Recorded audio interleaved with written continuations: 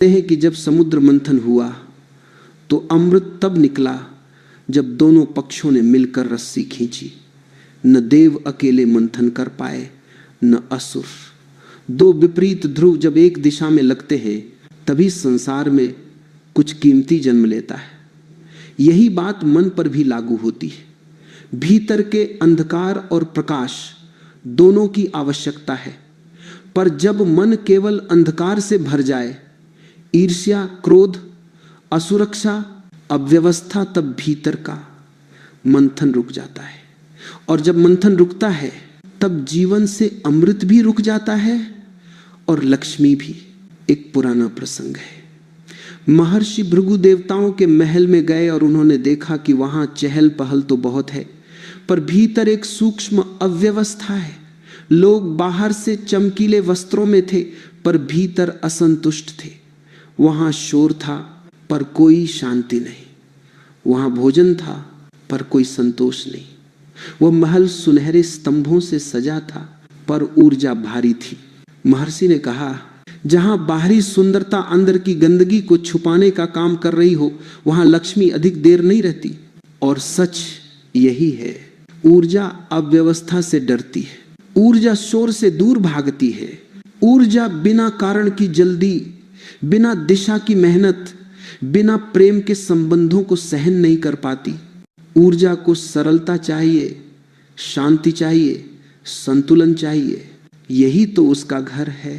लोग पूछते हैं कि धन अचानक क्यों रुक जाता है, क्यों व्यापार गिर जाता है, क्यों नौकरी में बाधाएं बढ़ने लगती, क्यों घर के खर्च अचानक बढ़ जाते हैं, क्यों रिश्तों में बोझ बढ़ जाता है।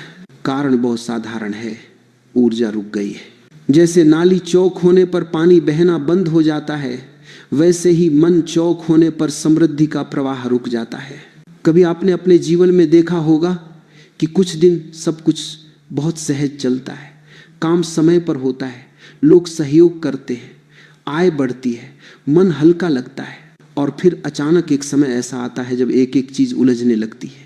कभी कोई समस्या, कभी कोई विवाद, कभी कोई भारीपन। ये अचानक नहीं होता, यह शुरुआत भीतर से होती है, बाहर तो बस उसका परिणाम आता है। एक छोटी सी कहानी है। एक स्त्री थी जो बहुत मेहनत करती थी, पर चाहे जितना कमाए उसके घर में धन टिकता ही नहीं था। वह हमेशा परेशान रहती, शिकायत करती, दूसरों को दोष देती। उसके घर में हमेशा बहस और कड़वाहट रहती। एक दिन एक वृद्ध व्यक्ति उसके घर आया और बोला, तुम्हारे घर की दीवारों में कोई दोष नहीं है, तुम्हारी भूमि में कोई दोष नहीं है, दोष उस हवा में है जिसे तुम अपने मन से भरती हो। स्त्री को यह बात समझ नहीं आई, पर वृद्ध व्यक्ति ने सिर्फ एक बात कही, जितने दिनों तक तुम्हारे घर में कटुता रहेगी प्रवाह नहीं आएगा, जितने दिनों तक तुम्हारे मन में बोझ रहेगा समृद्धि नहीं टिकेगी। स्त्री ने धीरे धीरे अपने घर के वातावरण को बदलना शुरू किया। उसने अपने बोल को बदलना शुरू किया, अपने विचारों को साफ करना शुरू किया, रिश्तों में मिठास लाना शुरू किया। कुछ ही महीनों में उसका जीवन बदलने लगा। कर्ज उतरने लगे, घर में विवाद कम होने लगे, कामों में सरलता आने लगी, ऊर्जा का प्रवाह लौट आया और साथ में समृद्धि भी। यह कोई चमत्कार नहीं था, यह जीवन का सबसे सरल नियम है। जहां अव्यवस्था है वहां लक्ष्मी नहीं, जहां संतुलन है वहां लक्ष्मी है। कभी आपने दो दुकानों को देखा होगा। एक दुकान में सामान का ढेर लगा होता है, गंध फैली होती है, मालिक चिड़चिड़ा होता है। दूसरी दुकान में व्यवस्था होती है, साफ सफाई होती है, मालिक मुस्कुराता है। कौन सी दुकान अधिक चलती है? कौन सी दुकान लोगों को आकर्षित करती है? कौन सी दुकान में धन का प्रवाह बना रहता है? उत्तर सरल है, ऊर्जा की दुकान ही चलती है। और ऊर्जा वहां होती है जहां सौंदर्य और संतुलन हो। सौंदर्य का अर्थ यह नहीं कि दीवारें रंगीन हों, सौंदर्य का अर्थ यह है कि भीतर कोई टकराव न हो। सौंदर्य का अर्थ यह है कि मन में सामंजस्य हो। सौंदर्य का अर्थ यह है कि विचारों में स्पष्टता हो। यही सौंदर्य समृद्धि को बुलाता है, यही सौंदर्य लक्ष्मी को स्थिर करता है, यही सौंदर्य जीवन को सहज बनाता है। कभी कभी लोग पूछते हैं कि क्या धन केवल सुंदर घरों और बड़े शहरों में आता है? नहीं, धन वहां आता है जहां ऊर्जा सहज होती है। किसी गांव की छोटी सी झोपड़ी में भी लक्ष्मी टिक सकती है यदि वहां मन का संतुलन हो, प्रेम हो, शांति हो। और किसी महल में भी लक्ष्मी नहीं टिक सकती यदि वहां तनाव, शिकायत और भारीपन हो। ऊर्जा अवरोध का सबसे बड़ा कारण भय है। भय मन को जकड़ लेता है जैसे किसी नदी को पत्थर अटका दे। भय भविष्य का, भय असफलता का, भय हानि का।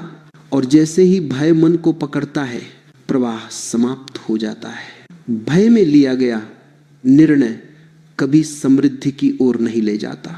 भय केवल कमी पैदा करता है और कमी का भाव ही गरीब बना देता है, चाहे धन कितना भी हो। धन का प्रवाह इस बात पर निर्भर नहीं करता कि आप कितना कमाते हैं। धन का प्रवाह इस बात पर निर्भर करता है कि आप कितना बहने देते, कितना खुला रहने देते, कितना हल्का रखते हैं अपने भीतर को। जब मन भारी होता है तो लक्ष्मी को प्रवेश द्वार नहीं मिलता। जब मन साफ होता है तो ऊर्जा स्वयं चलकर आती है। जीवन में एक बात हमेशा याद रखनी चाहिए, समृद्धि कोई बाहरी घटना नहीं है, यह भीतर की अवस्था है। और मन की अवस्था यह तय करती है कि आपका बाहरी संसार कैसा दिखेगा। जब मन में अव्यवस्था होती है तब व्यक्ति हर चीज में उलझाव देखता है। जब मन शांत होता है तब वही चीजें सरल लगने लगती हैं।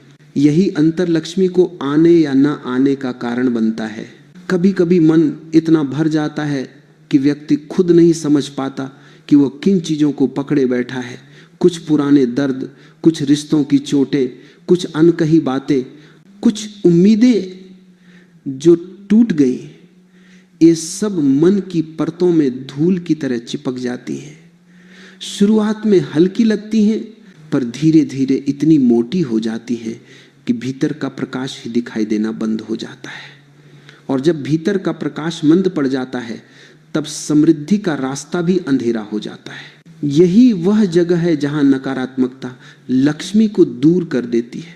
लोग कहते हैं कि नकारात्मकता एक भावना है, पर यह केवल भावना नहीं है, यह एक धुआं है जो मन के कमरे को इतना भर देता है कि वहां कोई सुंदरता टिक ही नहीं सकती।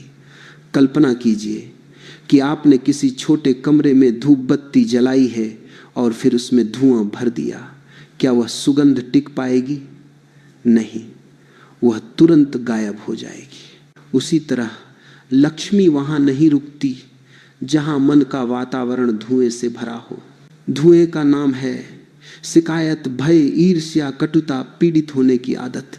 ईर्ष्या सबसे बड़ा विष है। ईर्ष्या व्यक्ति की ऊर्जा को पहले अंदर से तोड़ती है। वह अपने को किसी और से कम समझने लगता है। तुलना धीरे धीरे मन को खोखला कर देती है। तुलना से उत्पन्न पीड़ा व्यक्ति को अपने ही कदमों को कमजोर करने लगती है। लक्ष्मी तुलना की भाषा नहीं समझती, वह केवल कृतज्ञता की भाषा समझती है।